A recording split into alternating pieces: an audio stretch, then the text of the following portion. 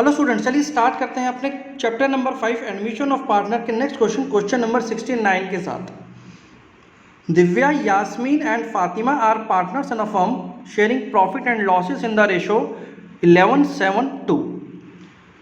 The balance sheet of the firm on 31 March 2018 was as follow. तो देखो बेटा, यहाँ पर हमारे पास एक छोटी सी बैलेंस शीट दे रखी है और इस बैलेंस शीट में आपको देखेंगे तो यहाँ पर एक रिजर्व फंड नज़र आ रहा है। तो एक तो आपको इस रिजर्व फंड को यहाँ पर ट्रीटमेंट देना होगा और इसके अलावा हमारे पास और ऐसा कुछ नहीं है जो कि पार्टनर्स के बीच में बंटना हो, राइट। तो हमने इसको एक पहले मार्क कर लिया। आगे पढ़ते हैं इस क्वेश्चन को। On 1 April 2018 Aditya is admitted as a partner for 1/5 share in the profit with a capital of 4,50,000 and necessary amount for his share of goodwill on the following terms। तो चलो, यहाँ पर अब एक नया पार्टनर आदित्य आने वाला है जिसका कैपिटल 4,50,000 रुपीज़ होगा और वो कुछ गुडविल जो भी इसका बनता है वो भी अमाउंट लेकर के आने वाला है। Furniture of rupees 2,40,000 were to be taken over Divya, Yasin and Fatima equally. तो यहाँ पर क्या हो रहा है, ये जो हमारे पास फर्नीचर है बेटा 2,60,000 रुपीज़ का फर्नीचर है, इसमें से 2,40,000 रुपीज़ का जो फर्नीचर है वो हमारे ओल्ड पार्टनर्स दिव्या, यास्मीन और फातिमा इक्वली लेकर के चले जाएंगे अपने पास, ठीक है। तो ये यहाँ से वो लेकर के चलेगा, इक्वली निकाल लिया इन्होंने। आगे देखते हैं क्या हमारे पास इसमें एडजस्टमेंट्स हैं। A creditor of rupees 7,000 not recorded in the books to be taken into accounts. और यहाँ पर एक नया क्रेडिटर आ गया है जिसको हम लोग बुक्स में नहीं डाला था। गुडविल हमें वैल्यूएट करनी है बेटा 2.5 ईयर्स परचेज एवरेज प्रॉफिट के साथ और 2 साल का हमें प्रॉफिट लेना है जब हमें इस गुडविल को कैलकुलेट करना है। The profit for the last 3 years पर, और देखिए यहाँ पर बहुत ट्रिक खेली गई है आपके साथ। यहाँ पर आपको 3 साल का प्रॉफिट दे दिया है और गुडविल निकालनी है 2 साल के प्रॉफिट। तो यहाँ पर बच्चे ज़्यादातर गलती कर जाते हैं बेटा, यहाँ धोखा खा जाते हैं बच्चे क्या करते हैं, 3 साल का एक एवरेज निकाल देते हैं। तो आपको ऐसा नहीं करना बेटा, आपको यहाँ पर सिर्फ यही लास्ट के 2 ईयर्स हैं जो इनको यहाँ पर कंसीडर करना होगा। At time of Aditya's admission Yasin also brought 50,000 as fresh capital. और यहाँ पर एक एग्जिस्टिंग पार्टनर है यास्मीन, वो भी 50,000 रुपीज़ का कैपिटल लेकर के आ रही है जब आदित्य का एडमिशन हो रहा है। तो यहाँ पर ये एडिशनल कैपिटल आ रहा है बेटा। Plant and machinery is revalued at 2 lakh and expenses outstanding were brought down to 9,000। तो चलिए ये हमारी रिवैल्यूएशन की एडजस्टमेंट आ गई। Prepare revaluation account, partners capital account and balance sheet of the reconstituted firm. तो चलिए बेटा स्टार्ट करते हैं इस क्वेश्चन के साथ। सबसे पहले हमें यहाँ पर इस क्वेश्चन में रिवैल्यूएशन अकाउंट को बनाना है। तो चलिए जल्दी से रिवैल्यूएशन अकाउंट पहले यहाँ पर ड्रॉ करके फिर उसको कंप्लीट करते हैं।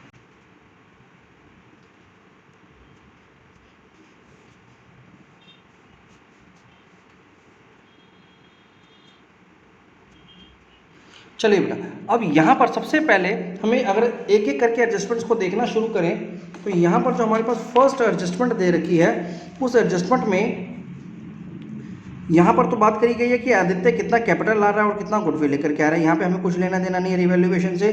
दूसरे में फर्नीचर जो है हमारे पार्टनर्स लेकर के जा रहे हैं तो इससे भी कोई प्रॉफिट या लॉस नहीं हो रहा है, तो इसलिए रिवैल्यूएशन अकाउंट में यहाँ पर कुछ नहीं आएगा बेटा। नेक्स्ट एडजस्टमेंट को देखते हैं। यहाँ पर बोल रहा है क्रेडिटर थे जो 7,000 रुपये के, वो हमने अभी तक बुक्स में नहीं डाले थे, तो ये हमारा एक नई लायबिलिटी बन के आ गई, एक लॉस बन करके आ गया। तो इसको हमें यहाँ पर रिवैल्यूएशन के डेबिट साइड पर नोट करना पड़ेगा क्योंकि हमारा एक लॉस है। तो ये हो गया हमारे पास क्रेडिटर्स जो कि 7,000 रुपीज़ का आ जाएगा बेटा। नेक्स्ट देखते हैं बेटा अपनी जो नेक्स्ट ट्रांजेक्शन में यहाँ पर गुडविल की वैल्यूएशन करने के लिए बोला, तो चलिए इसको हमें अलग से करना होगा, इसका रिवैल्यूएशन के साथ कोई लिंक नहीं है। At the time of Aditya admission Yasmin ये जो कैपिटल लेकर के आई है ये भी ठीक है, ये अलग पॉइंट है, ये कैपिटल अकाउंट में आने वाली बात है। फिर आ गया प्लांट एंड मशीनरी रिवैल्यू करना है हमें 2 लाख रुपए से, तो ये देखिए यहाँ पर हमारा रिवैल्यूएशन का पॉइंट आ गया। अब प्लांट एंड मशीनरी को 2 लाख रुपीज़ करना है, जबकि अभी जो हमारा existing plant and machine books में लिखा हुआ है वो 1,80,000 रुपीज़ का, यानी 20,000 रुपीज़ का फायदा हो रहा है बेटा यहाँ पर प्लांट एंड मशीनरी का। तो ये प्लांट एंड मशीनरी 20,000 रुपीज़ का हमें प्रॉफिट कर रहा है, तो रिवैल्यूएशन के क्रेडिट साइड पर आ जाएगा। एक इसी के साथ और अटैचमेंट है कि आउटस्टैंडिंग एक्सपेंसेस हैं जो हमारे वो 9,000 रुपीज़ के हो जाएंगे। तो देख लेते हैं पहले कितने थे। तो पहले जो हमारे आउटस्टैंडिंग एक्सपेंसेस है वो 10,000 रुपीज़ के थे, अब ये 9,000 रुपये के हो जाएंगे। तो इसका मतलब यहाँ पर भी हमें 1,000 रुपीज़ का प्रॉफिट हो रहा है। तो ये प्रॉफिट 1,000 रुपीज़ का हमारे रिवैल्यूएशन अकाउंट के क्रेडिट साइड पर आउटस्टैंडिंग एक्सपेंसेस के नाम पर आ जाएगा बेटा। बस बच्चे, यहाँ पर हमारी ये सारी एडजस्टमेंट्स हो चुकी हैं। यहाँ तक सारी एडजस्टमेंट्स को हमने कवर कर लिया, तो अब हम लोग अपने रिवैल्यूएशन अकाउंट को यहाँ पर क्लोज कर सकते हैं। तो चलिए सबसे पहले रिवैल्यूएशन अकाउंट को यहाँ पर क्लोज करके देख लेते हैं कि कितना प्रॉफिट या लॉस आया इसमें। तो ये हो गया हमारे पास 21,000 रुपीज़ का टोटल, और 21,000 रुपीज़ के टोटल के बाद 14,000 रुपीज़ का यहाँ पर हमारे पास रिवैल्यूएशन का गेन आ गया बेटा। तो रिवैल्यूएशन का जो प्रॉफिट आया वो हमारे पास 14,000 रुपीज़ आया। इसको अब हमारे तीनों पार्टनर्स, जिसमें दिव्या, यास्मीन और फातिमा, इन तीनों में बांट देंगे इनके प्रॉफिट शेयरिंग रेशो में। इनका प्रॉफिट शेयरिंग रेशो हमें गिवन है 11:7:2। तो 11:7:2 के रेशो में जब मैं इसको बांटूंगा तो 7,700 दिव्या, 4,900 यास्मीन और 1,400 रुपीज़ का अमाउंट फातिमा के अकाउंट में आ जाएगा बेटा। तो ये तो हो गया बच्चे हमारा रिवैल्यूएशन अकाउंट। नेक्स्ट अब हमें यहाँ पर बात करनी है कैपिटल अकाउंट की। तो चलिए कैपिटल अकाउंट को फटाफट ड्रॉ कर लेते हैं। चलिए सबसे पहले बेटा यहाँ पर हम लोग लेके आएंगे इनके बैलेंसेस। तो जो भी हमारे बैलेंसेस इनके ओपनिंग में दे रखे हैं हम उनको पहले यहाँ पर लेकर के आते हैं। इसमें दिव्या का जो बैलेंस दे रखा है वो दे रखा है 5,10,000 रुपीज़ का। यास्मीन का बैलेंस है 3 लाख रुपीज़। फातिमा का बैलेंस है 5 लाख रुपए का। तो ये तो हो गए हमारे बैलेंसेस। इसके बाद अगर आप फर्स्ट पॉइंट देखेंगे तो यहाँ पर आदित्य जब आ रहा है तो वो 4,50,000 रुपीज़ का कैपिटल लेकर के आ रहा है बेटा। तो यहाँ पर आपके पास बैंक अकाउंट में एंट्री आ जाएगी 4,50,000 रुपीज़ आदित्य के कैपिटल के नाम पर। तो ये हो गया हमारे पास फर्स्ट एंट्री। इसके बाद अब आपको यहाँ पर गुडविल के बारे में लिखा बेटा। तो गुडविल का आपको पहले वैल्यूएशन करना पड़ेगा, तभी आपको पता चलेगा कि कितना गुडविल सैक्रिफाइसिंग रेशो में बांटा जाएगा इन पार्टनर्स के बीच में। तो आपको सबसे पहले क्या करना है, गुडविल का वैल्यूएशन करना होगा। और गुडविल के वैल्यूएशन को करने के लिए आपके पास यहाँ पर ये किस तरह से वैल्यूएशन करना है उसकी इंस्ट्रक्शंस दे रखी हैं। तो आपको गुडविल यहाँ पर एवरेज प्रॉफिट मेथड से निकालना है, जिसमें 2.5 ईयर्स का परचेज दे रखा है और 2 साल के प्रॉफिट का एवरेज निकालना है। चलिए तो यहाँ पर सबसे पहले हम लोग गुडविल का वैल्यूएशन कर लेते हैं। यहाँ पर नीचे पहले एक वर्किंग नोट बना लेते हैं बेटा। इस वर्किंग नोट में हम लोग ये गुडविल का वैल्यूएशन पूरा देखेंगे। तो देखो सबसे पहले आपको यहाँ पर फाइंड आउट करना है एवरेज प्रॉफिट बेटा। एवरेज प्रॉफिट को हम लोगों को यहाँ पर फाइंड आउट करना पड़ेगा। और ये क्या करने वाले हम लोग, इस वर्किंग नोट का हेडिंग दे देते हैं, यहाँ पर हम लोग कैलकुलेशन ऑफ गुडविल करने वाले हैं। तो चलिए एवरेज प्रॉफिट अब हमें यहाँ पर 2 साल के प्रॉफिट का ही लेना है बेटा। और याद रखना जब भी इस तरह का कोई केस आ जाए तो रीसेंट ईयर्स को ही लिया जाता है, हमेशा रीसेंट ईयर्स को लिया जाता है। तो यहाँ के जो दो लास्ट के ईयर्स हैं जिसका 2 लाख और 6 लाख रुपीज़ प्रॉफिट है, हम इस दोनों ईयर्स के प्रॉफिट को लेंगे अपने एवरेज प्रॉफिट की कैलकुलेशन में। तो हमारे पास ये जो एवरेज आ जाएगा वो 2 लाख प्लस 6 लैक्स पॉइंट में 2, दैट इज 4 लाख रुपीज़ का हमारे पास एवरेज प्रॉफिट आ जाएगा बेटा। और अब हमें गुडविल का वैल्यू कैसे निकालना है, तो जो भी हमारा एवरेज प्रॉफिट है यहाँ पर एवरेज प्रॉफिट हमारे पास 4 lakh into number of year purchase price हमें दिया हुआ है 2.5 ईयर्स। तो इससे हमारे पास जो गुडविल का वैल्यू निकल के आ गया बेटा वो आ गया 10 लाख रुपए। तो 10 लाख रुपीज़ का हमारे पास गुडविल का वैल्यूएशन होकर आ गया। इसमें से आदित्य का शेयर कितना हमें एक्चुअली ये जानना है। तो आदित्य का शेयर निकालने के लिए आपको 10 लाख रुपीज़, जो कि हमारा गुडविल अभी वैल्यू निकल के आया, और उसमें उसका शेयर है 1/5।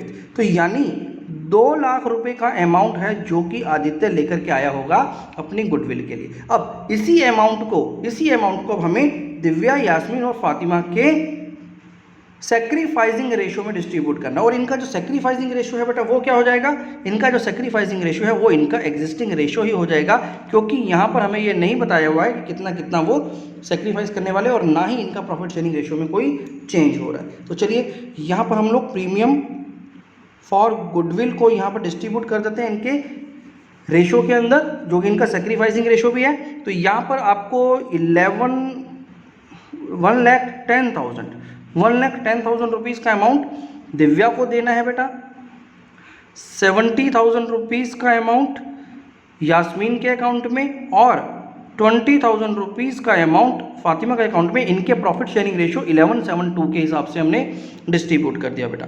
चलिए तो ये हो गया हमारा गुडविल का भी ट्रीटमेंट। अगली एडजस्टमेंट को देख लेते हैं हम लोग।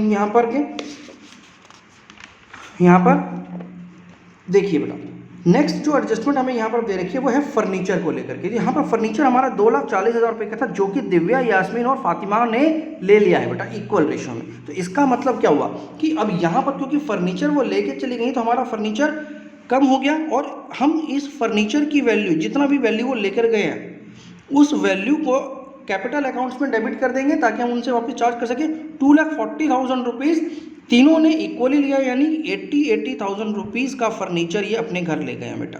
तो यहाँ पर 80,000 रुपीज़ से हमने इनके अकाउंट को डेबिट कर दिया। तो ये भी हमारी एडजस्टमेंट हो गई है बेटा, यहाँ पर कैपिटल अकाउंट से रिलेटेड थी। जो कि नेक्स्ट में देखेंगे अगर आप, तो क्रेडिटर्स हम लोग ऑलरेडी कंसिडर कर चुके हैं रिवैल्यूएशन में, गुडविल भी हो चुका है। और यहाँ पर अगर आप देखें, इस वाले पॉइंट में देखें, तो आदित्य के एडमिशन के टाइम पर यास्मीन भी 50,000 रुपीज़ का फ्रेश गुडविल लेकर के आई है, सॉरी फ्रेश कैपिटल लेकर के आ रही है बेटा। तो ये 50,000 रुपये अभी हमारे पास आ गया बैंक अकाउंट में, तो ये आ गया हमारे पास यास्मीन के एक कैपिटल अकाउंट में। तो यहाँ बैंक अकाउंट में हमने यास्मीन का कैपिटल अकाउंट में 50,000 रुपीज़ को क्रेडिट कर दिया। तो चलिए ये वाला एडजस्टमेंट भी हमने यहाँ पर देख लिया है बेटा। इसके बाद हमारे पास ये रिवैल्यूएशन से रिलेटेड एडजस्टमेंट थी। तो यहाँ पर अब हमारा एक ही पॉइंट बच गया बेटा, जो कि रिवैल्यूएशन से रिलेटेड है। और रिवैल्यूएशन में जो हमारे प्रॉफिट या लॉस आया था उसको हम लोग यहाँ पर डिस्ट्रीब्यूट करेंगे, क्योंकि हमारे पास यहाँ पर रिवैल्यूएशन का प्रॉफिट था। तो ये प्रॉफिट हमारे पार्टनर्स के कैपिटल अकाउंट्स में क्रेडिट हो जाएगा। तो यहाँ पर आ जाएगा रिवैल्यूएशन अकाउंट। अब रिवैल्यूएशन अकाउंट में देखिए, दिव्या को मिलने वाला है 7,700 रुपीज़, यास्मीन 4,900 और 1,400 रुपीज़ फातिमा को मिल जाएगा। यहाँ पर हमारा ये काम खत्म हो गया बेटा। चलिए आज अब यहाँ तक हमने सब कुछ कर लिया। इसके अलावा अब लास्ट पॉइंट जो हमें यहाँ पर देखना होता है, देखिए लास्ट पॉइंट क्या देखना होता है, मैंने आपको बताया हुआ है बार बार बेटा कि 3 स्टेप्स में आपको हर एक चीज़ को पूरा करना है। फर्स्ट स्टेप था हमारा एडजस्टमेंट्स, सेकंड स्टेप था हमारा रिवैल्यूएशन अकाउंट, और थर्ड स्टेप है हमारी बैलेंस शीट। अब इस बैलेंस शीट में ये देखना है हमें कि कहाँ पर ऐसा चीज़ है जो कि हमें पार्टनर्स में डिस्ट्रीब्यूट करना है। तो उसको हमने पहले ही मार्क कर रखा है, ये रिजर्व फंड है बेटा। तो रिजर्व फंड हमारे पास 90,000 रुपीज़ का दिया हुआ है। इस 90,000 रुपीज़ के रिजर्व फंड को अब आपको इनके प्रॉफिट शेयरिंग रेशियो में डिस्ट्रीब्यूट करना है, जो कि 11:7:2 का रेशियो है बेटा। बस इसको 90,000 रुपीज़ को हम लोग पहले डिस्ट्रीब्यूट कर देते हैं और ये इनके कैपिटल अकाउंट में क्रेडिट हो जाएगा। तो ये आ गया इनके पास जर्नल रिजर्व का भी अमाउंट। अब इस अमाउंट यानी 90,000 रुपीज़ को अगर आप डिस्ट्रीब्यूट करेंगे तो 49,500 रुपीज़ दिव्या, 31,500 रुपीज़ यास्मीन और 9,000 रुपीज़ का अमाउंट मिल जाएगा फातिमा को उनके प्रॉफिट शेयरिंग रेशियो के हिसाब से। बस बच्चे, अब हमने सब कुछ कवर कर लिया। अब हमने तीनों एस्पेक्ट्स को यहाँ पर देख लिया है। अब हम लोग इसको क्लोज करेंगे। चलिए इसको सबसे पहले टोटल कर लेते हैं यहाँ का। तो दिव्या का जो टोटल आ जाएगा बेटा वो आ जाएगा 6,67,200 रुपीज़। 4,56,400 रुपीज़ का टोटल आ रहा है यास्मीन का। 5,30,400 रुपीज़ का टोटल फातिमा का है और 4,50,000 रुपये का कैपिटल आदित्य लेकर के आया था। बस अब आपको यहाँ पर इनका बैलेंसिंग कर देना है बेटा। तो ये जो टोटल आ रहा था वो 6,67,200, 4,56,400, 5,30,400 एंड 4,50,000 रुपीज़।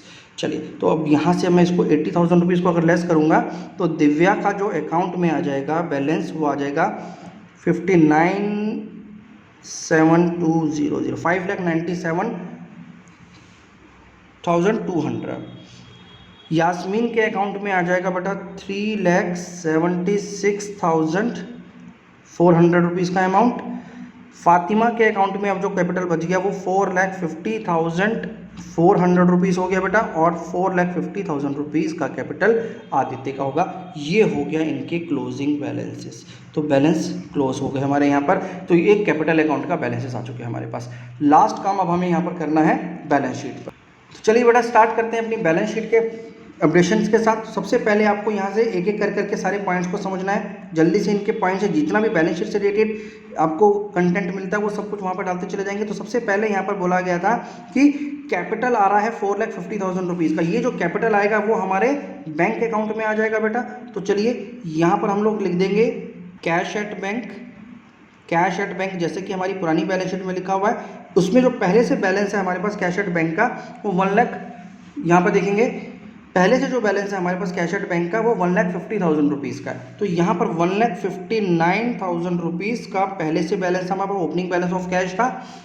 इसमें 4,50,000 रुपीज़ का अमाउंट लेकर के आ गया है आदित्य अपने कैपिटल के रूप में। तो चलिए ये वाला पॉइंट हम लोगों ने देख लिया है। इसके अलावा वो बोल रहा है गुडविल का अमाउंट लाया था। तो देखिए गुडविल कितनी लेके आया था, गुडविल का वैल्यूएशन हम लोग ऑलरेडी कर चुके हैं। गुडविल के वैल्यूएशन में आपको यहाँ पर याद होगा बेटा, ये देखिए यहाँ पर आदित्य 2 लाख रुपए की गुडविल लेकर के आया था। तो बस अब इसी 2 लाख रुपए की गुडविल को आपको यहाँ पर मेंशन कर देना है। तो आपके पास ये 2 लाख रुपीज़ का अमाउंट और आ गया था आपके बैंक अकाउंट में।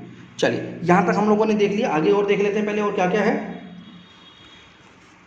इसके बाद हमें यहाँ पर जो नेक्स्ट पॉइंट बोला गया वो बोला गया फर्नीचर, जो कि 2,40,000 रुपीज़ का था, वो दिव्या, यासीन और फातिमा ले गई थी। तो यहाँ पर अब मेरा फर्नीचर जो पहले 2,60,000 रुपये का था, ये कम होकर के कितना रह गया बेटा, अब ये रह गया सिर्फ 20,000 रुपीज़ का। तो बस अब हमें यहाँ पर ये 20,000 रुपीज़ के फर्नीचर को यहाँ पर अपडेट कर देना है। तो चलिए ये आ गया मेरे पास फर्नीचर की वैल्यू, फर्नीचर जिसकी वैल्यू अब सिर्फ 20,000 रुपीज़ बची है।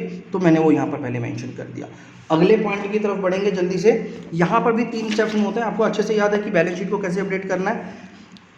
तो अभी हम लोग पहले एडजस्टमेंट्स को कर रहे हैं। तो फर्स्ट है, तो यहाँ पर है बेटा अगला क्रेडिटर्स, जिसके 7,000 रुपये था वैल्यू और अभी तक हमने बुक्स में रिकॉर्ड नहीं किया था। तो ये एक नई लाइबिलिटी आ गई हमारे ऊपर। तो इस लाइबिलिटी को हम लोग यहाँ पर लेके आ जाएंगे। तो ये आ गया हमारे पास क्रेडिटर्स, जिसकी वैल्यू हो गई।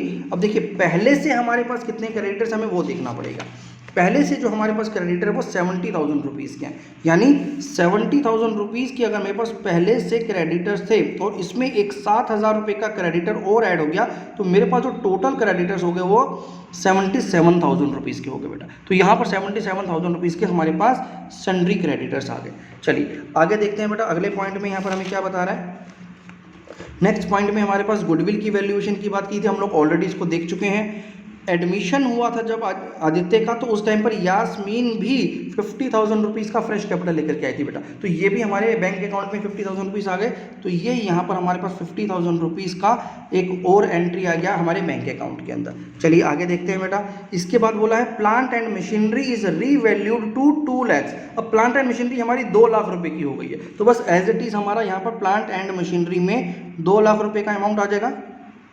ठीक है, तो ये हमारा एक पॉइंट हो गया। इसके बाद हमें बोला है आउटस्टैंडिंग एक्सपेंसेस को अब हमें 9,000 रुपये कर देना है। तो यहाँ पर अब जो हमारे पास आउटस्टैंडिंग एक्सपेंसेस होंगे बेटा वो 9,000 रुपीज़ के आ जाएंगे। पहले जितने भी हों, अभी फिलहाल मुझे उससे देखने का मतलब है हम लोग पहले देख चुके हैं। अब जो हमारे पास वैल्यू दे रखी है हमने उसको यहाँ पर अपडेट कर दिया, खत्म हो गया बेटा। यहाँ पर पहला स्टेप हो चुका है हमारी सारी एडजस्टमेंट का। सेकेंड स्टेप होता है हमारा जितने भी पार्टनर्स के कैपिटल अकाउंट्स हैं हमें उनको अपडेट करना है। और तीसरे स्टेप में हमें यहाँ पर ये बैलेंस शीट में बची हुई चीज़ों को लेकर के आना होगा। तो चलिए सबसे पहले यहाँ पर हम लोग कैपिटल अकाउंट्स की बात कर लेते हैं। तो यहाँ पर मैं लिख देता हूँ कैपिटल अकाउंट्स।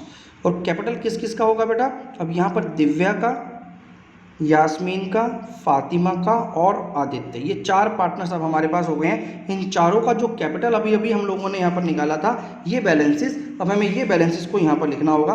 तो चलिए इसको यहीं पर रख करके साइड में रख करके इसको यहाँ पर लिख सकते हैं हम लोग।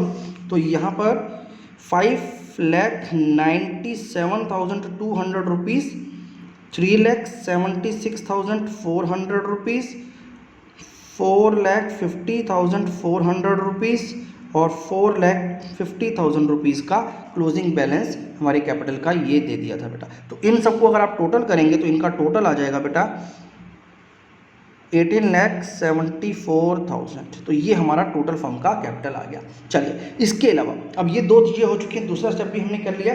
थर्ड स्टेप में आपको क्या करना है, अब जो हमारी ओल्ड बैलेंस शीट थी यानी ओपनिंग बैलेंस शीट थी, इस ओपनिंग बैलेंस शीट में जो जो चीज़ें ऐसी हैं जिसमें कोई चेंज नहीं हुआ, हमें उसको एज इट इज उतारना है। हम क्रेडिटर्स को ले चुके हैं। पब्लिक डिपॉजिट है बेटा 1,19,000 रुपये का, तो वो अब हमारे पास यहाँ पर आ जाएगा। तो ये आ गया हमारे पास पब्लिक डिपॉजिट, जिसकी वैल्यू है 1,19,000 रुपीज़ की। इसके अलावा अब हमारे पास रिजर्व ऑलरेडी बढ़ चुका है, आउटस्टैंडिंग एक्सपेंसेस हम ले चुके हैं और कैपिटल। बस बच्चे यहाँ पर इतनी ही चीज़ें आनी थी, यहाँ पर बस इतनी ही चीज़ें आनी थी। तो ये हमारा पूरा लाइबिलिटी का पोर्शन पूरा हो चुका है बेटा, राइट। इस लाइबिलिटी के पोर्शन को हम लोगों ने कंप्लीट कर लिया। अब बढ़ते हैं हम लोग एसेट साइड पर। अब देखें एसेट साइड पे हमारे पास क्या क्या बचा हुआ है। एसेट साइड में एक तो है हमारे पास फैक्ट्री बिल्डिंग, तो हमें इससे सबसे पहले तो यहाँ पे बिल्डिंग को उतारना पड़ेगा। तो ये होगी हमारी फैक्ट्री की बिल्डिंग और इस फैक्ट्री बिल्डिंग का जो वैल्यू दे रखा है वो 7,35,000 रुपीज़ दे रखा है। इसको एज इट इज उतारना है आपको। प्लांट एंड मशीनरी हम लोग ऑलरेडी ले चुके हैं। फर्नीचर 2,60,000 रुपीज़ का 20,000 रुपीज़ रह गया, ले चुके हैं हम लोग। अब आ गया बच्चे अगला स्टॉक को अब हमें एज इट इज उतारना है। 1,45,000 रुपीज़ का स्टॉक है, तो ये आ जाएगा हमारे पास 1,45,000 रुपीज़ का स्टॉक हमने यहाँ पे लिख लिया। डेटर्स में भी कोई चेंज नहीं हुआ है, तो हमें एज इट इज इस डेटर्स को यहाँ पर मेंशन करना है। तो यहाँ आ जाएंगे डेटर्स जिसकी वैल्यू हमें 1,50,000 रुपीज़ दे रखी है, और इसमें से लेस किया हुआ है हमारे प्रोविजन फॉर डाउटफुल डेटर्स को, जिसकी वैल्यू है 30,000 रुपीज़। तो इसका मतलब यहाँ पर 1,20,000 रुपीज़ जैसा कि पहले की बैलेंस शीट में था एज इट इज़ हमारे पास आ जाएगा। और लास्ट में है बेटा कैश एट बैंक। अब इसको हम लोग यहाँ पर टोटल कर लेते हैं। तो ये जो हमारे पास अब कैश एट बैंक हो जाएगा, इन सबको टोटल करने के बाद तो ये हो जाएगा हमारे पास 8,59,000 रुपीज़ का बेटा। तो यहाँ पर 8,59,000 रुपीज़ का हमारे पास ये कैश आ चुका है। चलिए, तो ये होगी हमारी बेटा बैलेंस शीट कंप्लीट। बस अब हमें इसको टोटल करना है और ये हमारा क्वेश्चन कंप्लीट हो जाएगा। तो चलिए इसको जल्दी से टोटल कर करके देख लेते हैं कितना टोटल आ रहा है। तो ये आ गया बच्चे 20,79,000 रुपीज़। यहाँ पर भी आ जाएगा 20,79,000 रुपीज़ का टोटल। बस ये हो गया बेटे हमारे क्वेश्चन का आंसर। तो यहाँ पर बच्चे हमने क्वेश्चन नंबर 69 को कंप्लीट किया। अगला क्वेश्चन नेक्स्ट वीडियो में करेंगे। Thank you very much.